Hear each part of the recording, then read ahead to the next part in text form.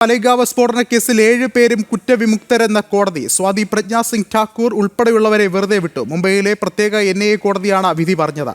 UAPയും arms ആക്ടും നിലനിൽക്കില്ല. ഗൂഢാലോചനയ്ക്ക് തെളിവില്ലെന്നും കോടതിയുടെ നിർണായകമായ കണ്ടെത്തൽ. കൂടുതൽ വിവരങ്ങളുമായി S. നന്ദഗോപൻ ചേർന്നുണ്ട്. നന്ദൻ, വർഷങ്ങൾക്ക് ശേഷം നിർണായകമായ വിധി വരികയാണ്. എന്തൊക്കെയാണ് മറ്റു വിവരങ്ങൾ?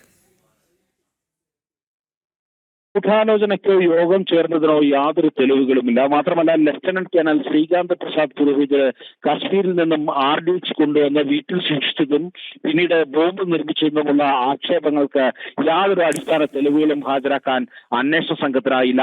സ്ഫോടനത്തിന് ഉപയോഗിച്ച ഇരുചക്ര വാഹനം സ്വാതി പ്രജ്ഞാ സിംഗ് ഠാക്കൂറിന്റെ തന്നെയാണെന്നുള്ള ആക്ഷേപങ്ങൾക്ക് തെളിവുകൾ നൽകാൻ ആയില്ല.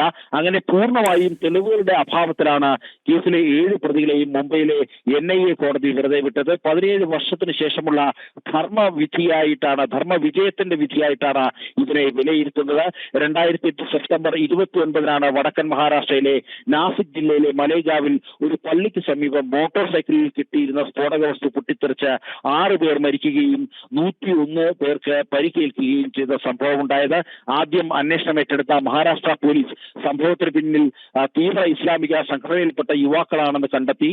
മാത്രമല്ല, കേസ് ശരിയായ വഴിക്ക് തിരിഞ്ഞതോടെ ആന്റി ടെററിസ്റ്റ് സ്ക്വാഡ് എന്നുള്ള പ്രത്യേക സംഘത്തെ ഈ അന്വേഷണം കോൺഗ്രസ് സർക്കാർ ഏൽപ്പിക്കുകയായിരുന്നു. കാവി ഭീകരത എന്ന് വരുത്തി തീർക്കുവാനുള്ള ശ്രമമായിരുന്നു കോൺഗ്രസ് സർക്കാരിന്റെ ഭാഗത്തു നിന്നും ഉണ്ടായിരുന്നത്.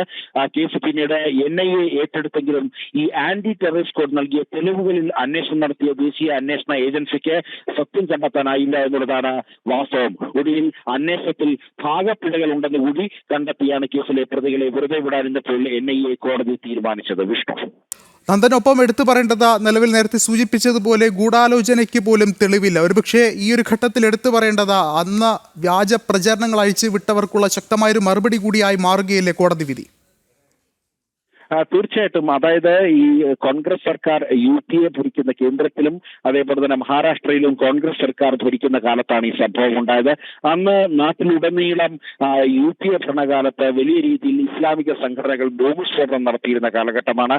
ഇസ്ലാമിക ഭീകരവാദം എന്നതിന് ബദലായി ഒരു ഹിന്ദു ഭീകരത വരുത്തി തീർക്കുവാൻ വേണ്ടി P. ചിദംബരവും അതേപോലെ തന്നെ കോൺഗ്രസിന്റെ മഹാരാഷ്ട്രയിലെ നേതാക്കളും ചേർന്ന് നടത്തിയ ഗൂഢാലോചനയുടെ ഫലമാണ് ഇത്തരത്തിലൊരു കേസ് എന്നുള്ളതാണ് പ്രധാനമായി BJP അടക്കം ചൂണ്ടിക്കാണിക്കുന്നത്. ഇന്നിപ്പോൾ വന്നിരിക്കുന്ന വിധിയെ BJP സ്വാഗതം ചെയ്തിരിക്കുകയാണ്. നിരവധി പ്രതികരണങ്ങൾ ഇതിനോടകം തന്നെ വന്നു കഴിഞ്ഞു.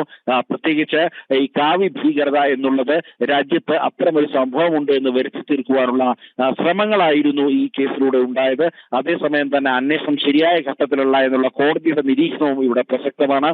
നേരത്തെ തന്നെ BJP അടക്കം ആരോപിക്കുന്നതും അതുതന്നെയാണ്. അന്വേഷണം ഒരു തരത്തിലും ശരിയായ ദിശയിലേക്കല്ല നീങ്ങുന്നത്. മഹാരാഷ്ട്ര സർക്കാർ ലോക്കൽ പോലീസ് ആദ്യം കേസ് അന്വേഷിച്ചപ്പോൾ കേസിലെ യഥാർത്ഥ പ്രതികളിലേക്ക് അന്വേഷണം നീണ്ടപ്പോഴാണ് ഇത്തരത്തിൽ കാവി ഭീകരത എന്നുള്ള ഒരു ഗൂഢാലോചന അവിടെ കോൺഗ്രസിന്റെ ഭാഗത്തുനിന്നും ഉണ്ടാകുന്നതും പിന്നീട് കേസ് വഴിതിരിച്ചു വിടുവാനുള്ള ശ്രമങ്ങളും നടന്നത്. ഏതായാലും ഇപ്പോൾ സത്യവും നീതിയും ന്യായവും കോടതിയിൽ ജയിച്ചു. ധർമ്മവിജയമാണ് ഉണ്ടായത് എന്നുള്ളതാണ് പൊതുവെ ഇപ്പോൾ ഇത് സംബന്ധിച്ചുണ്ടാകുന്ന പ്രതികരണങ്ങൾ. വിഷ്ണു, ശരി. S. നന്ദഗോപനാണ് വിവരങ്ങൾ നൽകിയത്.